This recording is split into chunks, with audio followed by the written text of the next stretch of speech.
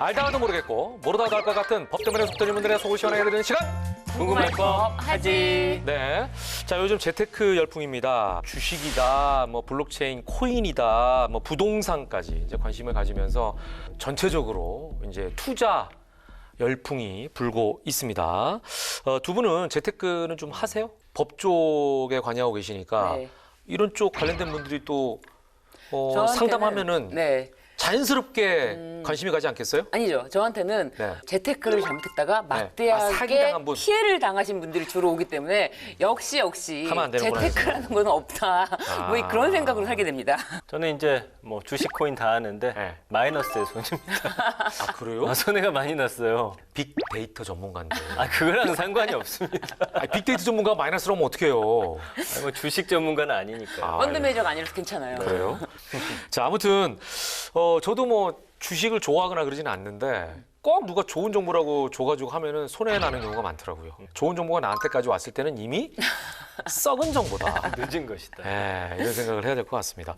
네. 자, 오늘 사연이 바로 그 주변 사람들 유혹 때문에 재산 관리가 힘든 어떤 사람의 이야기입니다. 제가 그분 역할이에요. 나는 또 내 사연인 줄 알았네. 자, 여러분도 여러분 사연일 수 있습니다. 자, 출발! 제가 두 분 오시라고 한 건 아버님이 돌아가시면서 두 분께 상속하신 재산 때문인데요. 춘천에 있는 땅, 마포에 있는 꼬마 빌딩 2채, 그리고 아버님이 사시던 아파트, 그 외 현금하고 주식 자산까지 두 분께 법정 상속 지분대로 상속이 될 예정입니다. 내가 모르는 땅이랑 아파트도 있었어? 야, 아버지 재산이 생각보다 훨씬 많어. 그러게. 우리가 모르는 재산이 더 있을 줄은 몰랐네. 이 생각보다 상속받을 재산이 너무 많다.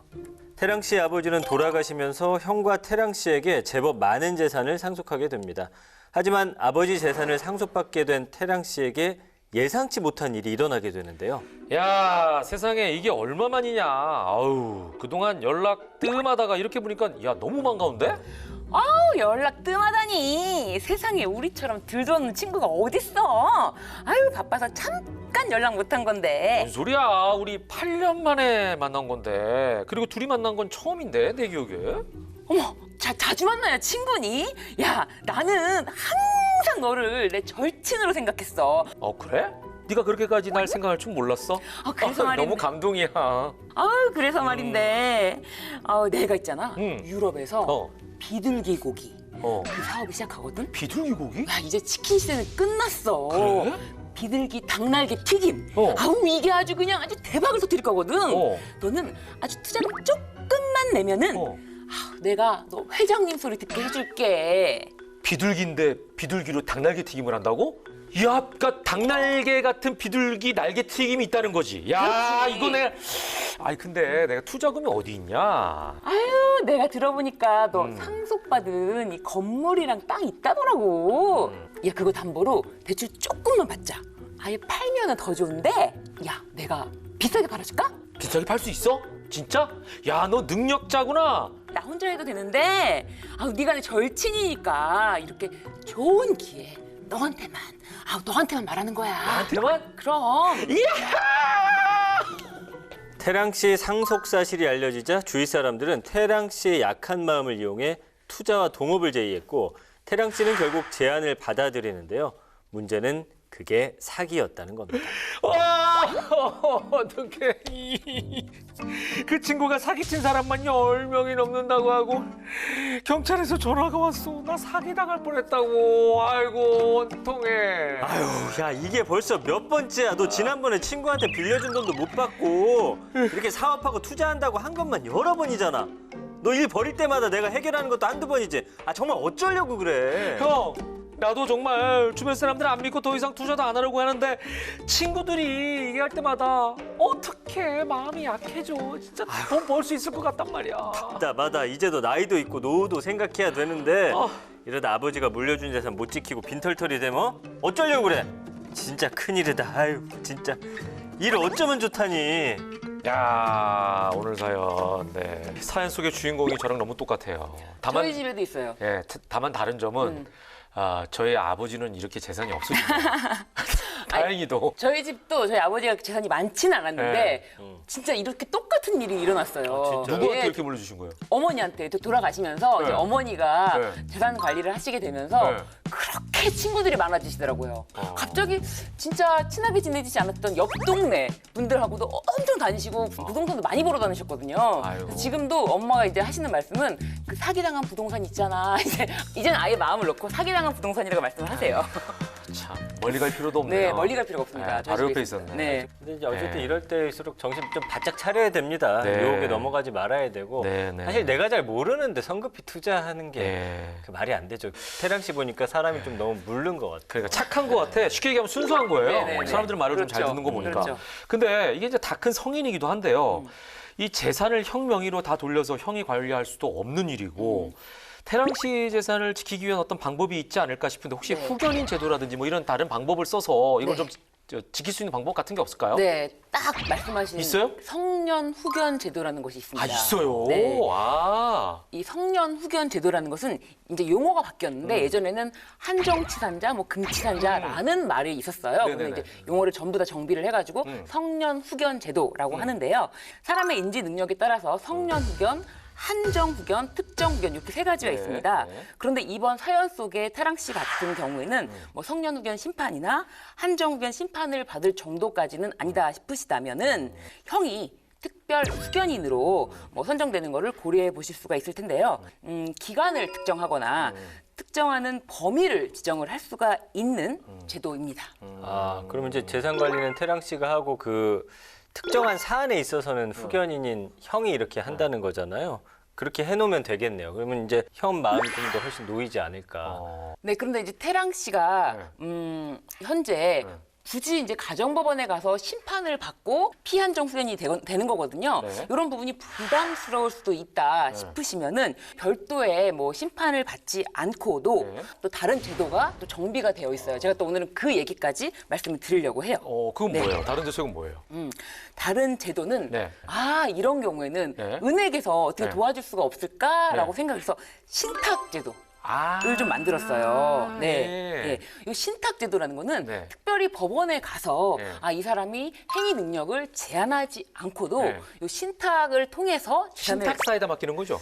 신탁사라기보다는 은행에서 이런 신탁 제도를 만들어서 은행에서 신탁해 주는 거예요? 신탁을 오. 받는 경우인데요. 부연 설명을 네, 드리자면은 신탁은 이제 내 재산을 관리할 수 있는 하나의 가상 재단 이렇게 생각하시면 되는데요. 이 서류상의 법인, 재단 법인, 네. 법인이라고 생각하시면 돼요. 그래서 이렇게 신탁 결정을 하신다면은 네. 태랑 씨가 가서 직접 이 신탁 계약을 작성을 네. 하시고 네. 본인이 가지고 있는 네. 뭐 금전이나 부동산을 신탁으로 이전을 하면 되는데요. 네. 신탁 계약을 할 때 별도의 목적별로 이제 재산을 인출할 수도 있고 일정한 한도를 넘어서면은 형의 동의를 받아야지만 인출할 수 있도록 하는 장치를 둘 수가 있습니다. 인출할 수 있는 한도를 설정해 놓는 거구나. 네.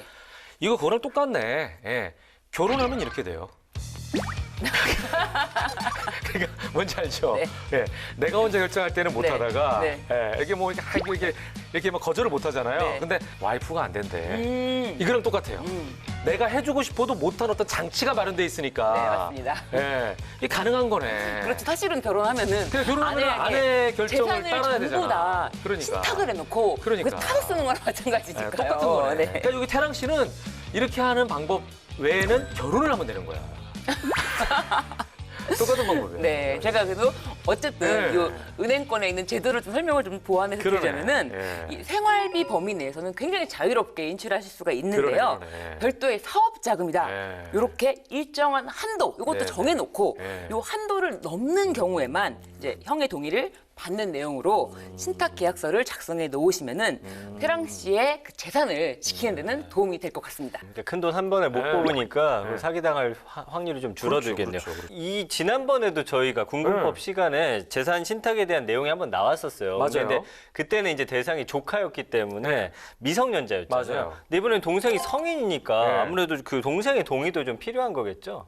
이 신탁 계약을 하실 때 본인의 동의가 있어야지만 이런 조건을 붙여서 계약을 하실 수가 있는데요. 이거 태랑 씨가 네. 자기가 직접 하는 거잖아요. 그렇습니다. 그런데 그럼에도 불구하고 이 내용을 잘 이해하시고 사인을 하셔야 이제 진행이 원활하게 될 거예요. 왜냐면 이제 지금 태랑 씨 상황에서 네, 봤을 네. 때 사실상 재산주의는 따로 있는 거잖아요. 태랑 그렇죠. 씨인데 네. 용도나 한도 정해놓고 다른 사람의 동의가 있어야 재산 처분이 가능하다는 것 자체가 사실은 좀 야, 이게 말이 되냐라고 생각하시는 분들도 있을 것 같아요. 그러니까 만약에 제가 태랑 씨라면 김현욱 아나운서가 내 형인데 이거 하자라고 동의를 안 해줄 것 같아요. 내 돈 내가 내 알아서. 돈인데 내 형이 동의를 해야 쓸 수 있다? 네, 좀 이상하다라고 생각하는 분들도 있을 것 같아요. 그러니까 그런 조항을 넣는 게 법적으로 가능할까? 일반인들은 그거 자체에 좀 의구심을 가질 것 같기도 해요, 그죠?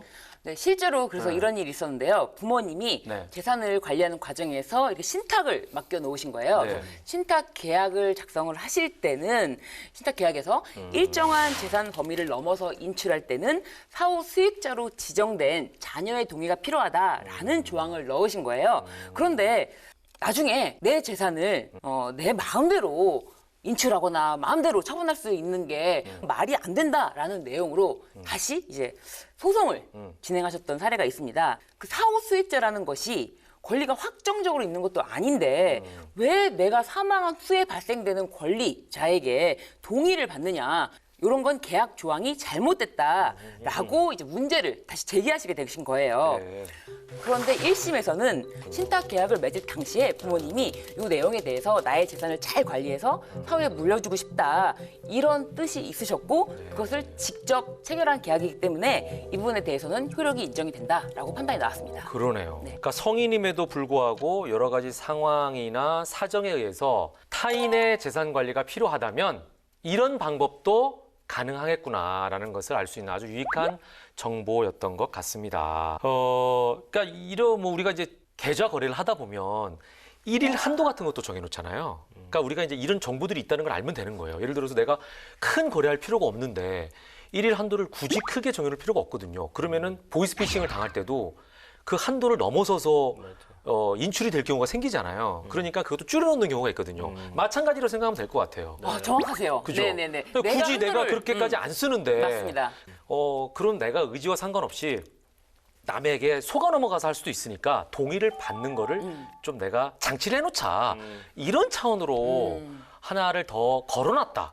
이렇게 이해하면 될 것 같습니다. 야 역시 네. 뱀나무가 무럭무럭 자라네요. 아, 진짜 그러니까 150 이해가 쏙쏙 되네. 150 잘한 거 맞네요. 그러니까. 아니 근데 이렇게 50cm예요. 법태랑 꾸준히 네. 시청하면 네. 우리 자다가도 법 지식이 떨어지고 김현욱 아나운서처럼 무럭무럭 잘하실 수 있습니다. 네. 근데 실제 제 키는 줄고 있어요.